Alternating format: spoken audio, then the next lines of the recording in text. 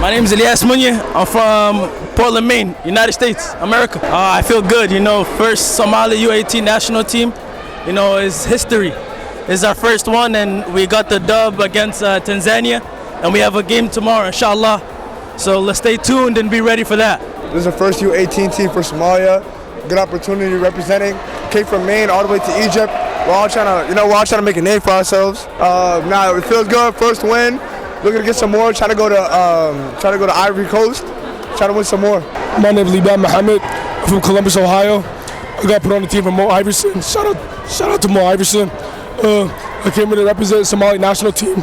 This is a really good group, and we all got together really quick.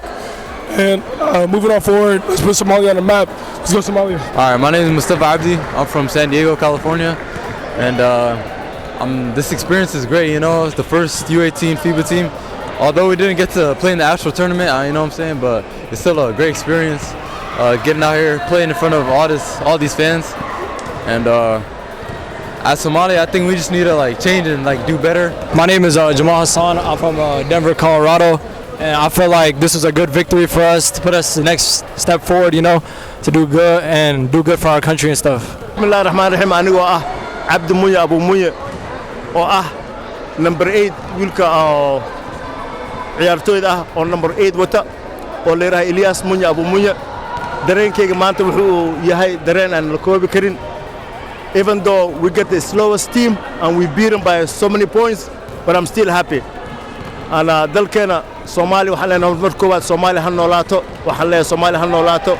waa wadan aan caadi ahayn Soomaaliya waxna celinaya male tournament-kan waxa tournament aan la koobi karin waxaan leeyahay waalidiinta iyo ardayda ka soo qayb gashay iyo dadweynaha shacbiga ka soo qayb galay aad iyo aad ayaan ugu faraxsanahay jazakallahu khair bismillah marka hore waxaan rabaa inaan u mahad celiyo reer Qaahira marka labaad labada tiim oo meeshaan ku ciyaartay reer Tanzania iyo tiimka Tanzania iyo tiimka Soomaaliya labadaba masha Allah congratulations waxaa ka rabaa anigoo waalidiinta qof kamid ah oo ka imaaday dalka Mareykanka Colorado inaan u mahad celiyo mar labaad guddi maaragtay community-ga Egypt ee Qaahira waxaan rabaa mar labaad inaan u mahad celiyo also media iyo wiilkan iyo dhalinyarada soo helqaantay also محل امبسيغا dadka mas'uulka ka iyo Soomaalida meeshan joogta well done thank you السلام عليكم انا مغعي محمد عبد الرشيد حسين احمد معلمينتان dadka ciyaarta 18U الحمد لله واحد البا dhacay but waxa hada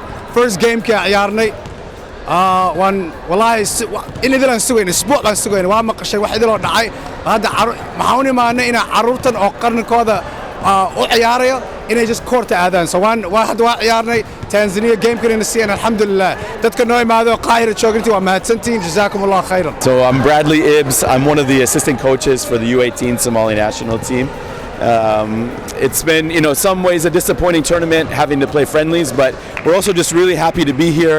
We're really glad that we could play a game today, and it feels like a really monumentous thing, a first for us to play, a FIBA game at the U18 level.